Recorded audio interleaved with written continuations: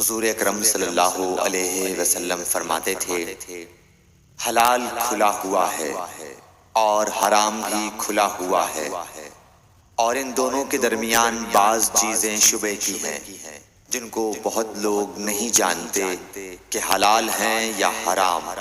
پھر جو کوئی شبہ کی چیزوں سے بھی بچ گیا اس نے اپنے دین اور عزت کو بچا لیا، اور جو کوئی ان شبہ کی چیزوں میں پڑ گیا اس کی مثال اس چرواہے کی ہے جو شاہی محفوظ چراگاہ کے آس پاس اپنے جانوروں کو چرائے۔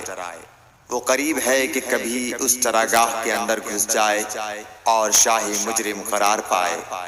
سن لو، ہر بادشاہ کی ایک چراگاہ ہوتی ہے، اللہ کی چراگاہ اس کی زمین پر حرام چیزیں ہیں، پس ان سے بچو۔ اور سن لو، بدن میں ایک گوشت کا ٹکڑا ہے، جب وہ درست ہوگا سارا بدن درست ہوگا، اور جہاں بگڑا سارا بدن بگڑ گیا۔